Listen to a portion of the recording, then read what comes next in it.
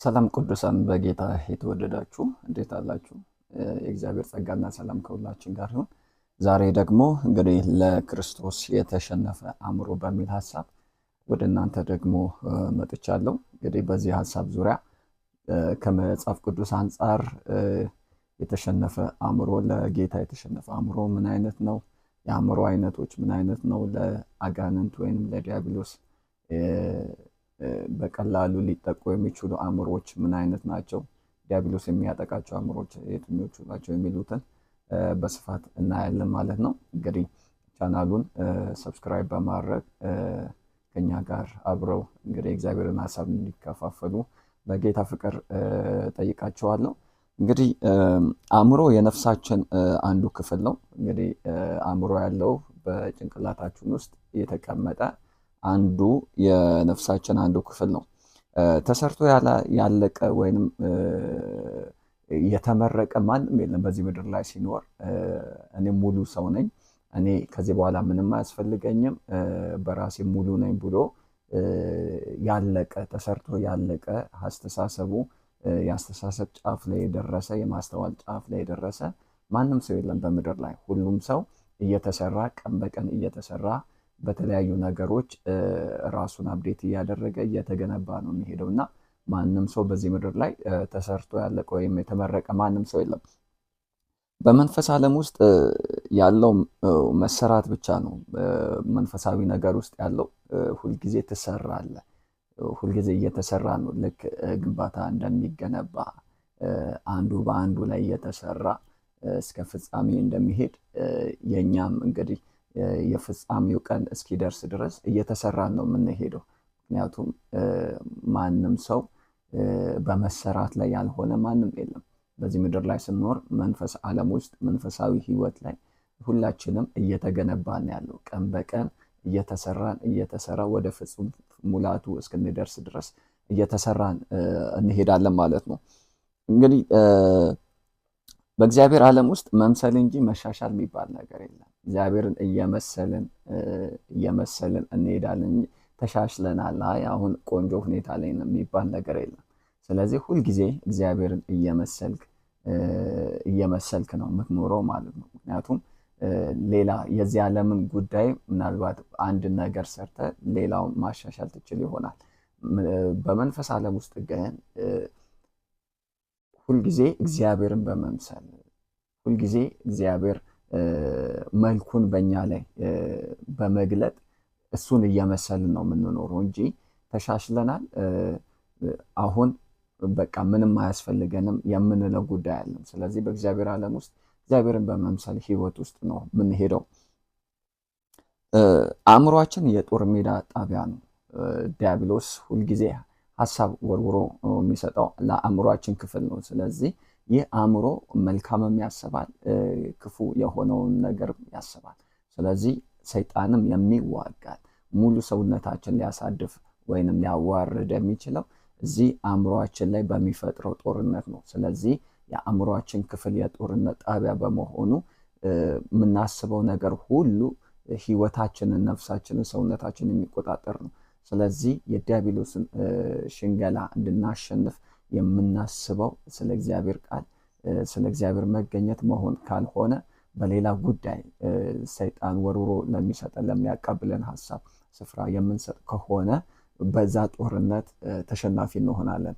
የዛን ጊዜ ደግሞ የሰይጣን ምርኮኛ እንሆናለን፣ የፍቃዱ ማስፈጸሚያ እንሆናለን። ስለዚህ አእምሯችን የጦርነት ጣቢያ ነው። እግዚአብሔር እኛንም ይፈልጋል፣ ሰይጣንም እኛን ይፈልጋል። ሁለቱም በእኛ መጠቀም ስለሚፈልጉ፣ ስለዚህ አእምሯችንን ለማን ማስማረክ እንዳለብን፣ ለማን እንዲሸነፍ ማድረግ እንዳለብን ማወቅ አለብን። ስለዚህ የምናደርገው የምንኖረው ህይወት እያንዳንዱ እንቅስቃሴያችን ለየትኛው እያዘነበልን እንደሆነ ያመለክታል። ስለዚህ በእግዚአብሔር ፊት ሁሌ በጸሎት የምንሆን ከሆነ የእግዚአብሔርን ቃል ሜዲቴት የምናደርግ ከሆነ የምናነብ ከሆነ አእምሯችን ለእግዚአብሔር እየተሸነፈ እየተገዛ ነው ማለት ነው። ስለዚህ ሰይጣን በአእምሯችን ክፍል ውስጥ ምንም አይነት ስፍራ አይኖረውም፣ ምንም አይነት ጦርነት ሊከፍት አይችልም። ስለዚህ ሁልጊዜ የአእምሮ ክፍል የጦርነት ስፍራ ስለሆነ አእምሯችንን ሁልጊዜ በእግዚአብሔር ቃል መቃኘት፣ በፊቱ በመሆን አእምሯችንን፣ ነፍሳችንን፣ መንፈሳችንን ሁሉ ለእግዚአብሔር እንዲማረክ ማድረግ አለብን። አለበለዚያ ለእግዚአብሔርም አልሆንም ለሰይጣንም አልሆንም የሚባል ነገር ስለሌለ ልክ ከእግዚአብሔር ሐሳብ ከመገኘቱ ውጪ እግዚአብሔር በማይገኝበት ስፍራ በምንሆንበት ሰዓት ኢሚዲየትሊ በሰይጣን ቁጥጥር ውስጥ ነው የምንሆነው። ስለዚህ ከሁለቱ የትም መሄድ ስለማይቻል ስለዚህ ለእኛ የሚበጀን በእግዚአብሔር መገኘት ውስጥ መሆንና አእምሯችንን ለእሱ በማስማረክ እግዚአብሔር የፍቃዱ ማስፈጸሚያ እንድንሆን ያስፈልጋል ማለት ነው። ሰይጣን የሚያጠምደን በምንፈልገው ነገር ነው። በጣም በምድር ላይ ስንኖር በጣም ዊሽ የምናደርገው እጃችን እንዲገባ የምንፈልገው በጣም የምንናፍቃቸው ብዙ ጉዳዮች አሉ። ስለዚህ ሰይጣን በጣም ሴንሲቲቭ የምንሆንባትን ፓርት ወይም በጣም ነፍሳችን የምትፈልግባት አእምሯችን ብዙ የሚያስብበት ምን እንደሆነ ያውቅና በዛ በምንወደው ነገር ሊፈትነን ይፈልጋል። ስለዚህ የዛን ጊዜ ማንነቃ ከሆነ የምንፈልገውን ነገር እጃችን አስገብቶ ነፍሳችንን ሊወስድ ስለሚፈልግ አእምሯችንን ሊማርክ ስለሚፈልግ የራሱ ሊያደርገን ስለሚፈልግ ሰይጣን ሁልጊዜ የሚያጠምደን በምንፈልገው ነገር ነው። ስለዚህ እኛ ደግሞ የምንፈልገው ሳይሆን የሚያስፈልገንን የሚያደርግልን እግዚአብሔር ስላለ ወደሚሰጠን ወደሚያቀርብልን ነፍሳችንን ወደሚመግባት ለእኛ ከኛ በላይ ለሚያስበው ጌታ ራሳችንን አሳልፈን በመስጠት ሰይጣን ከሚያጠምደው ወጥመድ ልናመልጥ ይገባል። ስለዚህ ሁልጊዜ ማወቅ ያለብን ሰይጣን የሚያጠምደው ሁልጊዜ በምንፈልግበት ሀሳባችን ባለበት ጉዳይ ልባችን ባለበት ጉዳይ ዘውትር በምንሻው ጉዳይ ላይ ሰይጣን ሁልጊዜ ሊያጠምደን ይፈልጋልና ያንን ሰጥቶ ደግሞ ህይወታችንን ዘመናችንን ከኛ ሊቀማ ስለሚፈልግ በጣም ኮንሽስ ሆነን ልናስብበት በጣም አሁን በዚህ ታይም ራሱ የምትፈልጉት ነገር በልባችሁ ሁልጊዜ የምታስቡ በቀን በሌሊት የምታሰላስሉት ጉዳይ ወደ ህይወታችሁ ወደ እጃችሁ እንዲመጣ የምትፈልጉ ጉዳይ ሊኖር ይችላል። በዛ ነገር ግን ምናልባት ከእግዚአብሔር የሚያስወጣችሁ ከሆነ እግዚአብሔር ያልፈለገው ነገር ግን የእናንተ የሆነ ግን ደግሞ የእግዚአብሔር ያልሆነ ብዙ ነገሮች እኛ ጋር ይኖራሉና የኛ የሆነ ነገር ግን የእግዚአብሔር ያልሆነ እግዚአብሔር የማይጠቀምበት እግዚአብሔር የማይከብርበት እግዚአብሔር ደስ የማይሰኝበት የኛ የሆነ ንብረት እግዚአብሔር የማይከብርበት ነገር እኛ ጋር ሊኖር ይችላልና በዛ ጉዳይ ሰይጣን ደግሞ እኛን ሊጥለን ስለሚፈልግ በጣም በዚህ ጉዳይ አእምሯችን ንቁ ሊሆን ይገባል ማለት ነው። ዲያብሎስ የሚያጠቃው አእምሮ ምን አይነት ነው? ዲያብሎስ በቀላሉ የሚያጠቃቸው የአእምሮዎች አሉ እና እነዛ የአእምሮዎች ምን አይነት ናቸው? ከመጽሐፍ ቅዱስ እንመለከታለን። ሁለተኛ ቆሮንቶስ ምዕራፍ 11 ላይ ሁለተኛ ቆሮንቶስ ምዕራፍ 11 ላይ እንደዚህ ይላል፣ ጥቂቱን ምኞቴን እንደምትታገሱኝ ተስፋ አደርጋለሁ፣ በእርግጥም እየታገሳችሁኝ ነው። በእግዚአብሔር ቅናት እቀናላችኋለሁ። እናንተን እንደ ንጽሕት ድንግል ለክርስቶስ ለማቅረብ ለአንድ ባል አጭቻችኋለሁና። ነገር ግን እባብ ሔዋንን በተንኮል እንዳሳታት ምናልባት የእናንተም ልቦና ተበላሽቶ ለክርስቶስ ካላችሁ ቅንነትና ንጽሕና እንዳትወሰዱ እሰጋለሁ። ምክንያቱም አንድ ሰው ወደ እናንተ መጥቶ እኛ ከሰበክንላችሁ ኢየሱስ ሌላ ኢየሱስ ቢሰብክላችሁ ወይም ከተቀበላችሁት መንፈስ የተለየ መንፈስ ብትቀበሉ ወይም ከተቀበላችሁት ወንጌል የተለየ ወንጌል ብትቀበሉ ነገሩን በዝምታ ታልፉታላችሁ ማለት ነው። እኔ ግን ታላላቅ ሐዋርያት ከሚባሉት በምንም የማንስ አይመስለኝም። የንግግር ችሎታ ባይኖረኝም እንኳ እውቀት ግን አለኝ። ይህንንም በሁሉ መንገድ በሚገባ ግልጽ አደርግላችኋለሁ። እና በቀላሉ ሰይጣን የሚያጠቃው አእምሮ ስለምኞታችን በጣም ስለምኞታችን ስለምንፈልገው ነገር በጣም የምድራዊ ጉዳይ ላይ ትኩረት የምናደርግ ከእግዚአብሔር ወንጌል ከተሰበከልን ወንጌል ውጪ የሆነ ወንጌል መስማት የሚፈልግ ከተቀበልነው መንፈስ ሌላ መንፈስ መቀበልን ማግኘትን የሚፈልግ እና ከእግዚአብሔር ውጭ የሆነ ነገርን የሚያስብ አእምሮ በዚህ ውስጥ እንግዲህ አንደኛ በቀላሉ ዲሲቭ የሚሆን አእምሮ ነው። ይሄ ራስን ያልተቀበለ አእምሮ ነው። ዲያብሎስ የሚያጠቃው አእምሮ አንደኛ በቀላሉ ዲሲቭ ይደረጋል። የሚደረግ አእምሮ ወይም ራስን ያልተቀበለ ማንነቱን ያልተቀበለ አእምሮ አሁን ያለሁበትን ሁኔታ ማልቀበል ከሆነ አምኜ ማልቀበል ከሆነ በደስታ አሁን የምኖረውን ህይወት አሁን ያለኝን የፊዚካል አሁን ያለኝን አስተሳሰብ አሁን ያለኝን የኑሮ ደረጃ አሁን ያለኝን ማንነት ማልቀበል ከሆነ ይሄ በጣም ለዲያብሎስ ጥቃት እየተጋለጥኩ ያደርጋልና ምክንያቱም ባልተቀበልኩ ቁጥር ከራሴ ጋር ክርክር ውስጥ እገባለሁ በእግዚአብሔር ላይ ወደ ማመጽ ለምን እንደዚህ ያደረክኝ የሚል ማጉረምረም ውስጥ እገባለሁ። የሚያጉረመርም ደግሞ ከእግዚአብሔር አንዳች ነገር ሊቀበል አይቻለውምና ስለዚህ ይሄ ራሱን ያልተቀበለ ማንነት ዲያብሎስ ሊጠቃ በጣም ምቹ የሆነ ይሆናል ማለት ነው። አንደኛ በሞት ፍርሃት ውስጥ የተያዘ አእምሮ ነው። በሞት ፍርሃት ውስጥ የተያዘ ሁለተኛው ዲያብሎስ ሊያጠቃው የሚችል አእምሮ ነው። ሁልጊዜ ስለ ሞት የሚያስብ ከሆነ ምን ሆናለሁ፣ ልጠፋ ነው፣ ልሞት ነው ብሎ የሞትን ድምፅ ሁሌ የሚሰማ ስለ ሞት የሚያስብ በህይወቱ ላይ ተስፋ ሳይሆን የመኖር ተስፋ ሳይሆን የህይወት ተስፋ ሳይሆን ሁልጊዜ አእምሮ የሚያስበው ስለ ሞት ብቻ ከሆነ ይሄ በጣም ምቹ ሁኔታ ነው። ዲያብሎስ ሊያጠቃው፣ ዲያብሎስ ሊያጠምደው፣ ዲያብሎስ ሊያዋርደው፣ ሊገለው ምቹ ሁኔታን ይፈጥራል ማለት ነው። ስለዚህ እንደዚህ አይነት አእምሮ ለዲያብሎስ ጥቃት በጣም የተጋለጠ ነው፣ ሁልጊዜ ስለ ሞት የሚያስብ ከሆነ ማለት ነው። ሌላኛው ከጸሎትና ከህብረት የራቀ አእምሮ። ጸሎት እንግዲህ የዲያብሎስን ስራ የምናፈርስበት የምንቃወምበት ነው። ስራውን የምናፈርስበት ወደ እግዚአብሔር የምንቀርብበት መንገድ ነው። ደግሞ ራሳችንን በእግዚአብሔር መንፈስ የምናበረታበት ከወደቅንበት የምንነሳበት እንደገና የምንታደስበት ቦታ ነው የጸሎት ስፍራችን። ስለዚህ አንድ ሰው ከጸሎት ህብረት ሲርቅ ከጸሎት ሲርቅና ከህብረት የራቀ አእምሮ በጣም ለዲያብሎስ ስራ ምቹ ይሆናል። ምክንያቱም መንፈስን የምንቃወመው በመንፈስ ነው።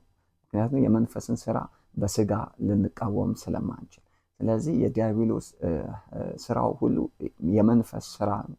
ምክንያቱም በአካል መጥቶ በፊዚካል መጥቶ አይደለም ሊጥለን የሚታገለን፣ ሀሳብ ነው የሚወረውረን፣ ስፒሪት ነው የሚረጨው።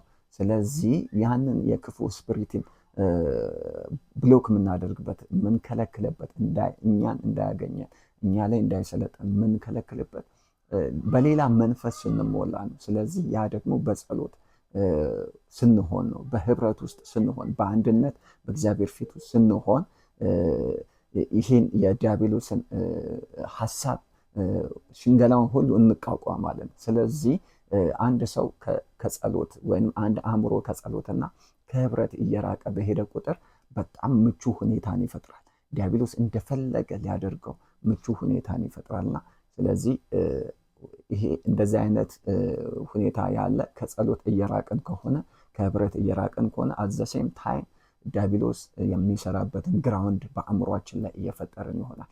ስለዚህ ከዛ ውጪ በሆነ ሰዓት ኢሚዲየትሊ የምናስበው ስለዚህ ምድር ጉዳይ ነው፣ የምናስበው ስለ ስጋ ነው፣ የምናስበው እዚሁ ስለሚቀር ጉዳይ ነው። በዛን ጊዜ ደግሞ የእግዚአብሔር የሆነውን ሐሳብ የዘላለም የሆነውን ሐሳብ እንጥላለን።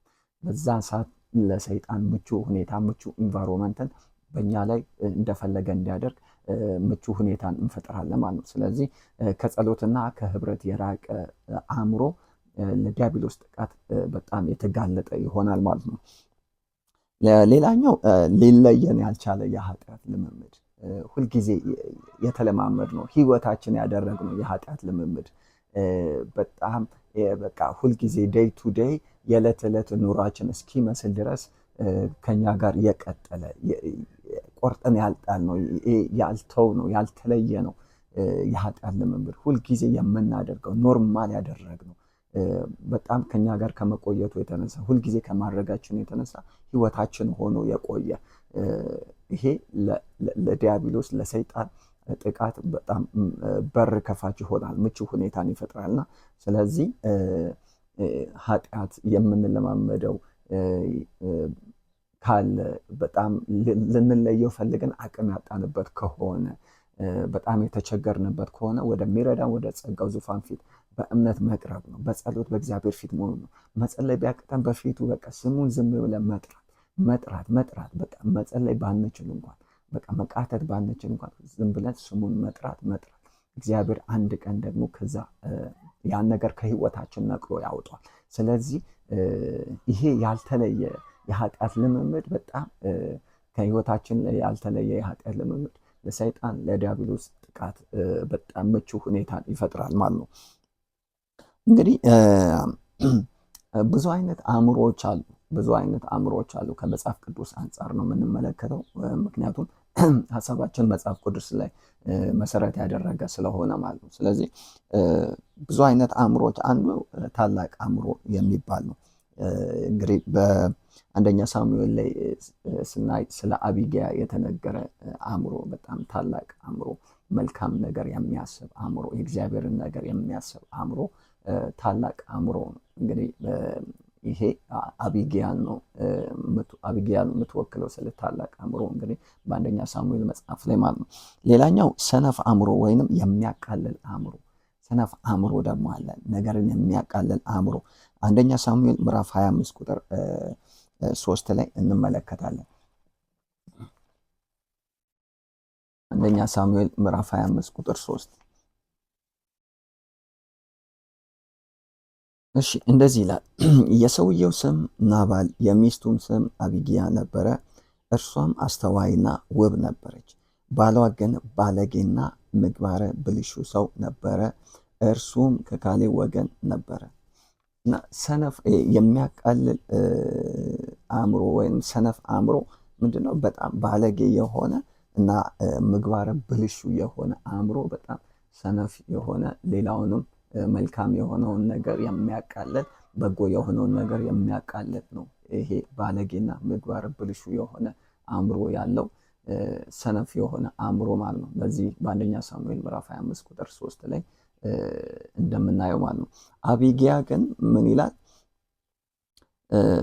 አስተዋይና ውብ ነበረ ይችላልና መጀመሪያ ላይ ታላቅ አእምሮ ብለን ያነሳ ነው ስለ አቢግያ የተነገረ ነው። እቺ ሴት በጣም አስተዋይና ውብ ነበረ ይችላልና አስተዋይ ማለት ስለ አእምሯ ታላቅነት የሚናገር ነው እና በጣም ታላቅ የሆነ አእምሮ ያለው በጣም አስተዋይ የሆነ መልካምን ነገር የሆነ አእምሮ ነው። ነገር ግን ይህ ሰነፍ ወይም የሚያቃልል አእምሮ በጣም ባለጌና ምግባረ ብልሹ ብሎ ይናገረዋል። ይህም ስለ ናባል የተነገረው ነው። ባሏ ግን ባለጌና ምግባረ ብልሹ ሰው ነበረ እና ይሄ እንደዚህ አይነት ባለጌ የሆነ በጣም ባህሪው የተበላሸ ምግባረ ብልሹ የሆነ ሰው ስታዩ በጣም ሰነፍ የሆነ አእምሮ ያለው ሰው ነው እና ይሄ ደግሞ የሰይጣን ጥቃት እየተደረገበት ያለ ሰው ነው። ሌላኛው እንግዲህ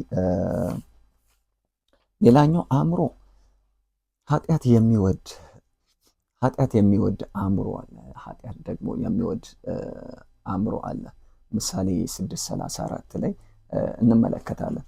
ምሳሌ 6:34 ኃጢአት የሚወድ አእምሮ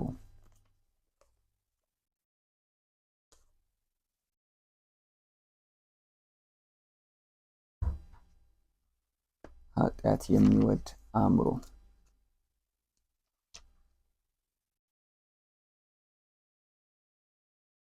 6:34 ቅናት የባልን ቁጣ ይቀሰቅሳልና በሚበቀልበትም ጊዜ ምሕረት አያደርግም። ይሄ ምሳሌ 6:34 ኃጢአት የሚወድ አእምሮ ቅናት የባልን ቁጣ ይቀሰቅሳልና በሚበቀልበትም ጊዜ ምሕረት አያደርግም። ይሄ ምሕረት የማያደርግ ሁልጊዜ ኃጢአትን ለማድረግ ራሱን አሳልፎ የሰጠ ምሕረትን ማድረግ አይፈልግም። በምሕረትን መመለስ የማይፈልግ ሁልጊዜ ኃጢአትን እያደረገ መቆየት በዛ ልምምድ ውስጥ መኖር የሚፈልግ አእምሮ ነው። እንግዲህ ምሕረትን አያደርግም ብሎ ይናገራልና ምሳሌ 6:34 እና ሁልጊዜ በዛው ህይወት ውስጥ መቀጠል የሚፈልግ ለሌላው ምሕረትን አያደርግም፣ እሱም በምሕረት አይመለስም እና ይሄ ኃጢአትን የሚወድ አእምሮ ነው። ሌላ ስራ ፈት አእምሮ አለ። ስራ ፈት አእምሮ ሁለተኛ ጴጥሮስ 1:8 ላይ እናያለን። ሁለተኛ ጴጥሮስ 1:8 እንደዚህ ይላል፣ እነዚህ ባህሪያት ተትረፍርፈው ቢኖሯችሁ ጌታችን ኢየሱስ ክርስቶስን በማወቅ ዳተኞችና ፍሬ ቢሶች ከመሆን ይጠብቃችኋል። እነዚህ ባህሪያት ተትረፍርፈው ቢኖሯችሁ ጌታችን ኢየሱስ ክርስቶስን በማወቅ ዳተኞችና ፍሬ ቢሶች ከመሆን ይጠብቃችኋል። ይህ ስራ ፈት የሆነ ዳተኛ ከመስራት ዳተኛ ማለት ነገሩን በጊዜው የማያደርግ ይሰራል፣ ግን በጣም በጥራትና በጊዜው ልክ ነገሩን የማያከናውን ማለት ዳተኛ ማለት ነው። ይህ ስራ ፈት የሆነ አእምሮ ነው። ዳተኞችና ፍሬ ቢሶች ይላልና ይሄ ስራ ፈት የሆነ አእምሮ እና ሁለተኛ ጴጥሮስ 1:8 ላይ የሚናገረው የአእምሮ አይነት ዳተኛና ፍሬ ቢስ የሆነ ስራ ፈት የሆነ አእምሮ ነው። ሌላኛው እውቀት የሚወድ ነገር ግን የማይለወጥ አእምሮ አለ። እውቀትን ይወዳል የማይለወጥ ነገር ግን የማይለወጥ ሁለተኛ ጢሞቴዎስ 3:6 ሁለተኛ ጢሞቴዎስ 3:6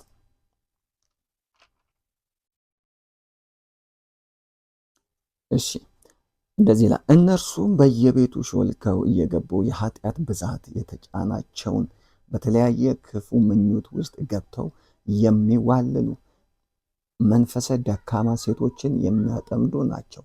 እንደነዚህ ያሉ ሴቶች ሁልጊዜ ይማራሉ፣ ነገር ግን እውነትን ወደ ማወቅ ፈጽሞ ሊደርሱ አይችሉም። እንደነዚህ ያሉ ሴቶች ሁልጊዜ ይማራሉ፣ ትምህርትን ይወዳሉ፣ እውቀትን ይፈልጋሉ፣ ይሻሉ፣ ነገር ግን ወደ እውነት አይደርሱም ነው። እውነትን ወደ ማወቅ ፈጽሞ አይደርሱም ማለት በጣም ሁልጊዜ የሚማሩ ናቸው፣ እውቀትን የሚወዱ ናቸው፣ ነገር ግን ያወቁት ህይወታቸውን የማይለውጥ በዛ እውቀት በተማሩት እውቀት ህይወታቸውን የማይለውጡ ናቸው። እውነትን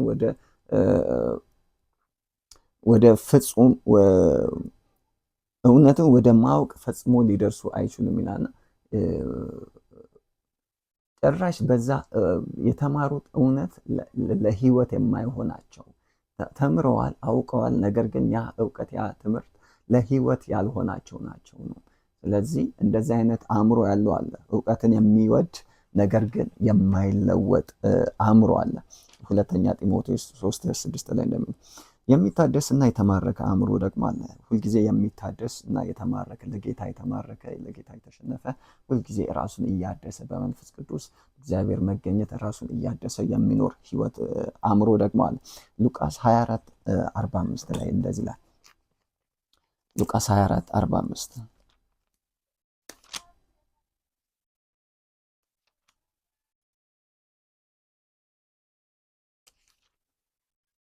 ሉቃስ 24:45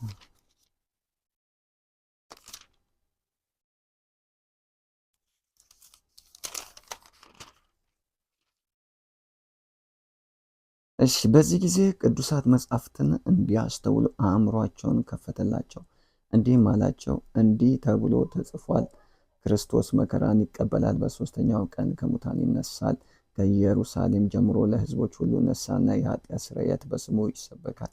እናንተም ለዚህ ምስክሮች ናችሁ። እኔም አባቴ